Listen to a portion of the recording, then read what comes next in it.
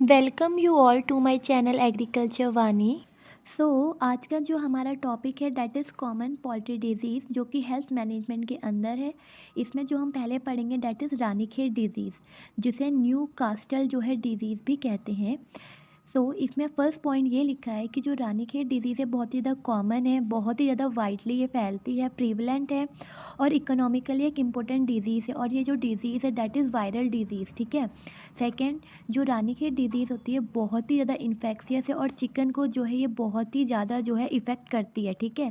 Then third आता है कि ये सबसे ज़्यादा कब इसका ऑकरेंस देखा जाता है दैट इज़ समर के टाइम पे ये बहुत ही ज़्यादा देखी जाती है। इसको रानीखेत डिजीज़ ही क्यों कहा? इसलिए कहा उत्तराखंड में एक जगह है रानीखेत जहाँ पे ये डिजीज़ पहले ऑकर हुई थी।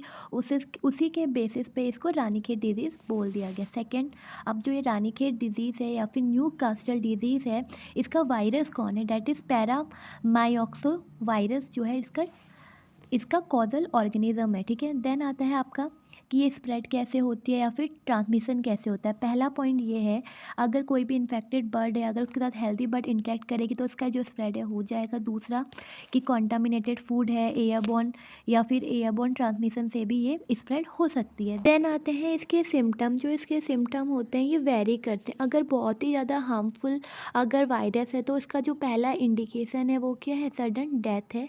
सेकेंड, अगर जो हमारा वायरस है वो मॉडरेट हार्मफुल है तो मतलब usually cause severe respiratory disease, मतलब उसमें क्या होगा? डेथ तो नहीं होगी लेकिन जो रेस्पायरेटरी जो प्रॉब्लम्स हैं वो ज़्यादा देखने को मिलेंगी।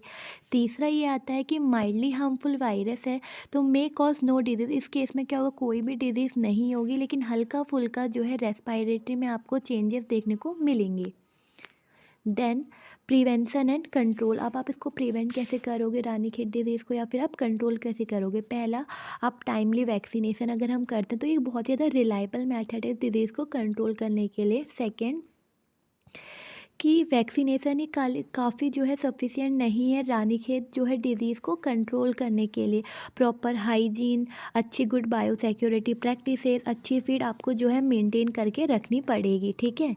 देन आता है अब रानीखेत डिजीज़ दिखती कैसी है। देखो, जो आप पहला पॉइंट आप देख रहे होगे, ये वाली जो बर्ड है आपको थोड़ी डिप्रेस दिख रही है। Birds appear depressed and lethargic with ruffled feather. यहाँ पे जो बर्ड है थोड़ी डिप्रेस्ड है और आप इसके फीदर देखो आपको चेंजेस दिखाई दे देंगे। सेकंड, जो ये फिगर है इसमें जो है बर्ड्स के मुंह से एक वाइट फ्लूइड जो है निकल रहा है। तीसरा, ये जो है ये बर्ड्स की आप आंखें देख रहे हो ना, दैट इज़ रेड लिड। यही इसमें रानीखेत डिजीज़ के कुछ सिम्टम है। फोर्थ, ये है देखो जो एग होते हैं ये मिससेपन, मतलब इसकी कोई भी सेप वगैरह नहीं होती है। देन आता है ई फिगर में आप देख रहे हो necrosis and haemorrhage of the cycle tonsil. आप यहाँ पे देख रहे हो टॉन्सिल, ये देख रहे हो ना। देन आता है कि जो आपकी इंटेस्टाइन है उसका कुछ अपीयरेंस कुछ इस तरीके से हो जाता है।